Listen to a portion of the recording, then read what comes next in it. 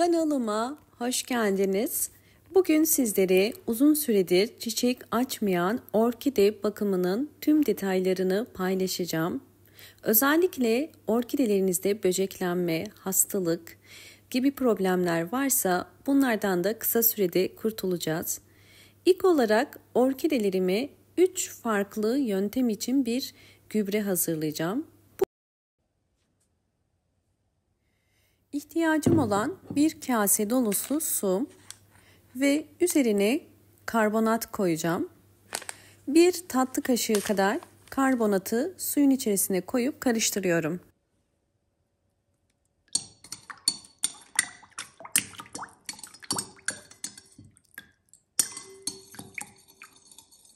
Karbonat suda eridikten sonra gübremiz için portakal kullanacağız.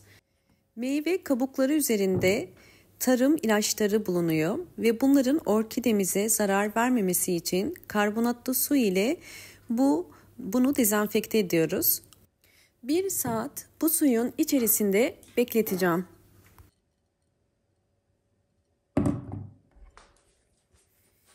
İkinci gübre tarifine geçiyorum. Bunun için ihtiyacım olan toz zerdeçal. Zerdeçal güçlü bir antioksidandır. Özellikle bitki yapraklarındaki mantar hastalıklarına, böceklenmelere ve kök çürümelerine çok iyi gelir. Bir çay kaşığı toz zerdeçalı bardağın içerisine koydum. Üzerine kaynar su koyuyorum.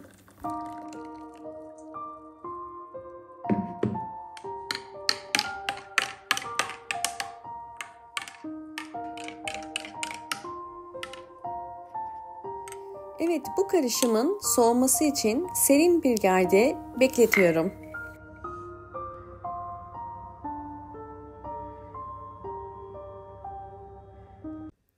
Karbonatlı suda beklettiğim portakal kabuklarını bu suyun içerisinden çıkarıyorum.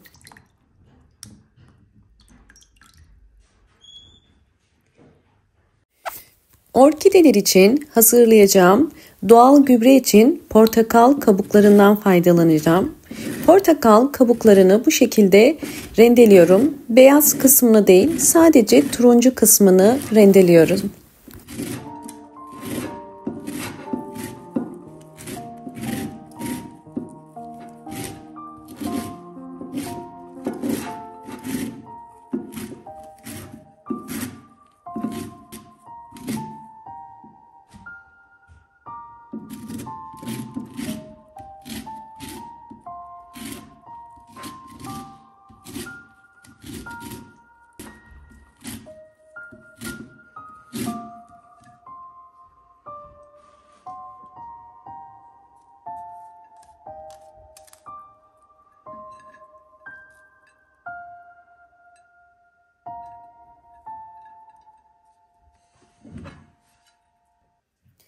Evet, rendelediğim portakal kabukları için 1 litre su koydum. Ve bunlar da rendelediğim portakal kabukları. Bu kabukların suyunu biraz sıkıyorum bakın. Bu su bitkilerimizin yaprakları ve kökleri için çok faydalı. İçerisine rendelediğim kabukları da koyacağım. Ve bunu biraz karıştıracağım.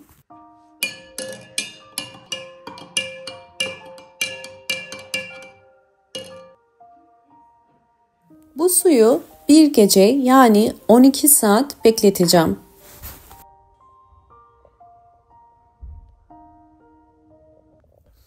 Elimde yaprakları yumuşayan ve kökleri kuruyan aynı zamanda hastalıklı bir orkide var. Bu orkideyi bugün nasıl tedavi edeceğimizi gösteriyorum. İlk olarak orkide toprağından ayırıyorum ve içerisindeki köklerini topraktan temizleyeceğim.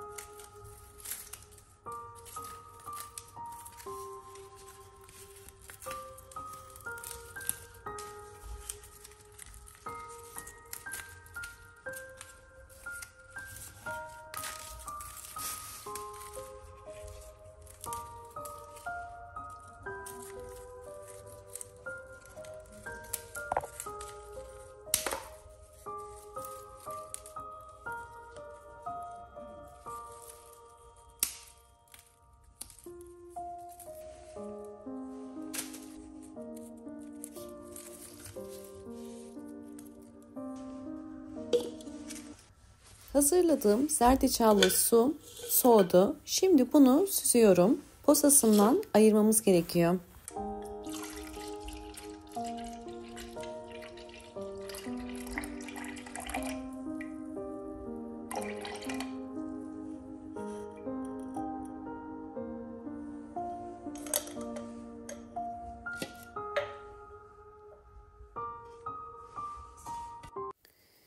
Orkidenin köklerini dezenfekte etmek için bir kaba su koydum ve bu hazırladığım zerdeçallı sudan yaklaşık olarak 4 yemek kaşığı yani bir çay bardağı kadar zerdeçallı karışımı koyuyoruz. Güçlü bir antioksidan özelliği vardır.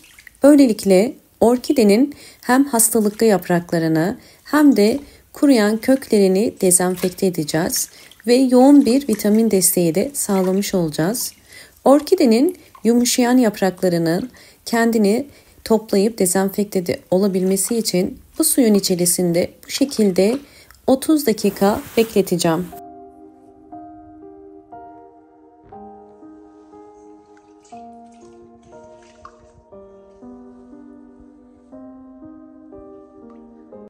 ...30 dakika beklettiğim orkidemi bu suyun içerisinden çıkarıyorum ve bir tabağın üzerine koyacağım. İkinci aşama olarak orkidenin kendi toprağını da dezenfekte edeceğim. Yine aynı suyun içerisine toprağını koyuyorum.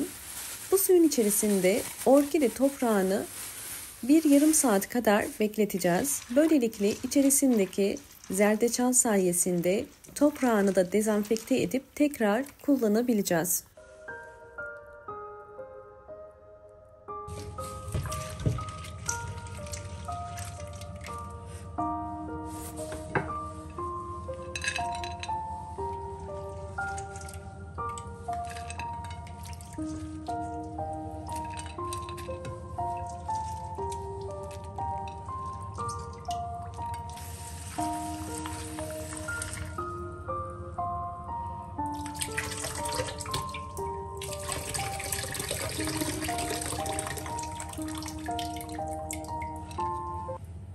Orkide toprağım artık hazır, dezenfekte oldu.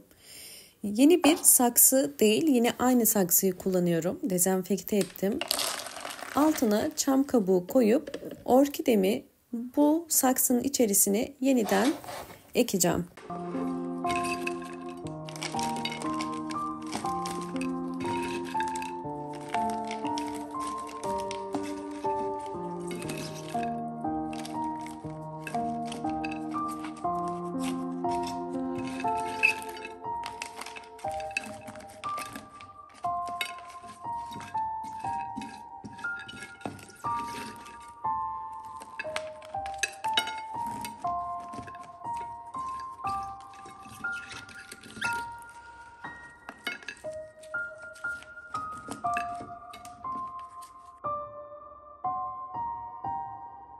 Orkideyi saksıya ektim.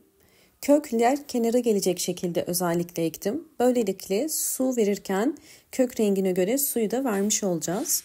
Yapraklarını da kuruluyorum.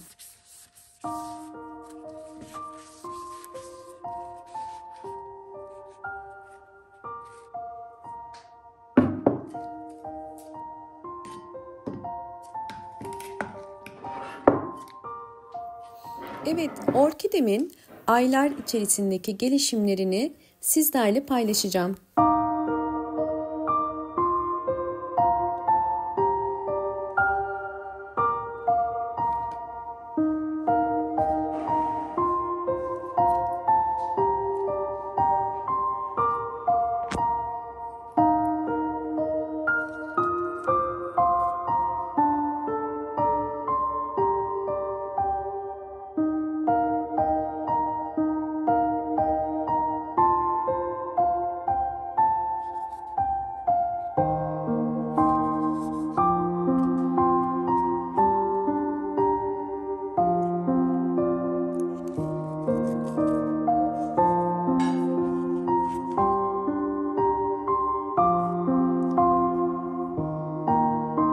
Orkidemin 2 ay sonraki halini sizlerle paylaşıyorum.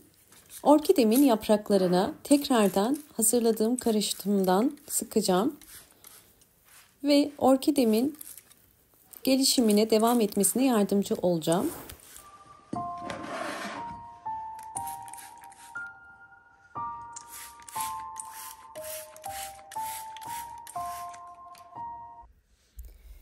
Ve zerdeçallı sudan tekrardan kök gelişimine devam etmesi için yine veriyorum.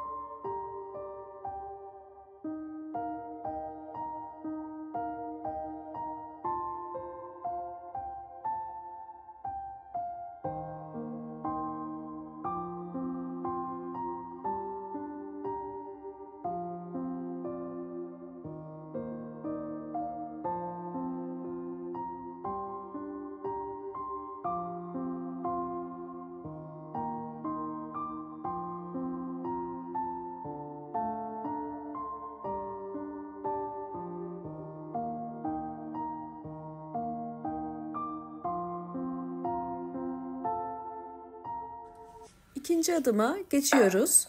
Videonun başında hazırladığım portakal kabuğu suyunu şimdi orkidelerimize gübre olarak kullanacağım. Bunun için posasından ayırmak için süzüyorum.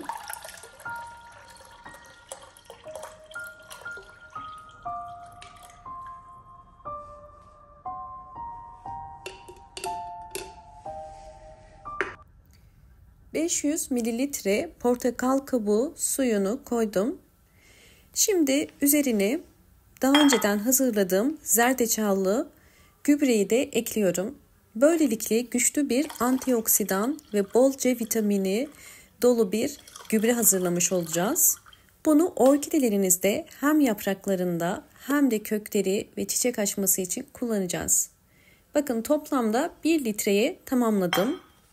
Ve üzerine biraz daha su ilave ediyorum. Böylelikle daha bol bir karışım elde etmiş olduk. Bunu orkidelerimde hem çiçek açabilmesi için kullanacağım, hem de orkide yapraklarına sıkarak hastalık ve böceklerden kurtulmasına, daha parlak ve daha canlı yapraklara sahip olmasına yardımcı olmak için kullanacağım. Bunun için bir püskürtme kabının içerisine koyuyorum.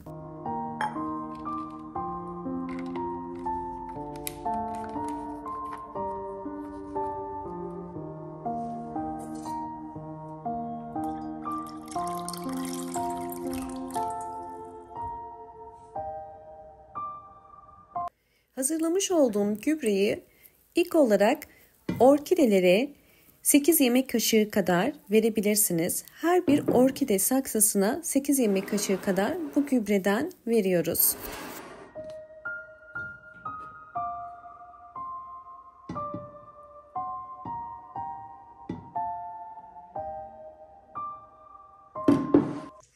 Hazırlamış olduğum sıvı gübreyi orkide yapraklarına tek tek sıkacağım. Özellikle orkidelerinizde yaprak hastalıkları varsa ya da böceklenmeler varsa hem orkide yapraklarının üst kısmına ve alt kısmına da sıkmanız gerekiyor. Böylelikle böcek ve hastalıklardan kısa sürede kurtulmuş olursunuz ve orkide yaprakları daha canlı ve daha parlak olur. Burada dikkat etmeniz gereken yaprak aralarında biriken suyu bir pamuk ile mutlaka alın. Eğer benim gibi orkideleri ev ortamında büyütüyorsanız kesinlikle bu şekilde direkt bekletmeyin. Yoksa çürür ve mantar hastalığına sebep olur. Yine diğer orkidelerime de aynı işlemi uygulayacağım.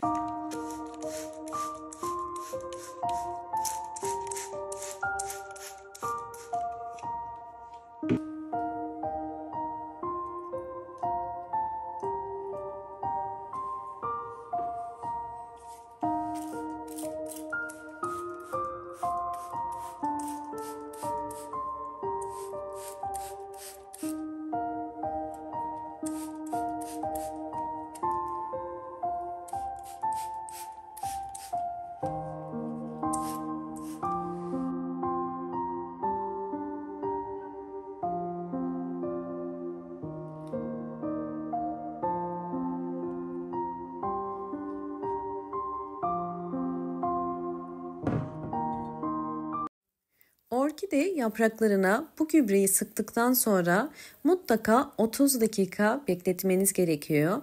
Bunu orkideyi özellikle havadar ve pencereyi açık ya da bir balkonda bekletebilirsiniz. Fakat havanın soğuk olmaması gerekiyor.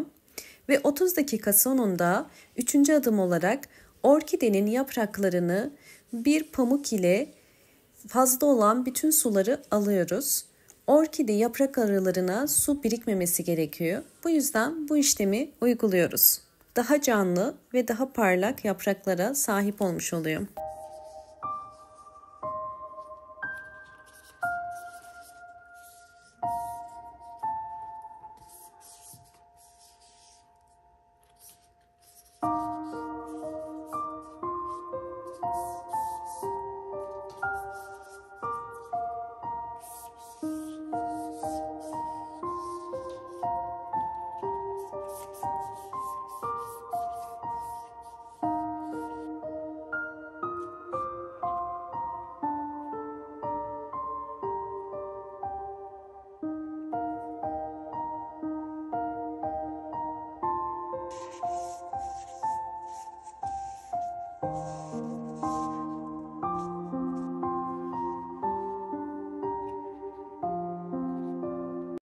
Tüm orkide yapraklarını bu şekilde sildikten sonra sizlerle orkidelerimin aylar içerisindeki gelişimlerini tek tek paylaşacağım.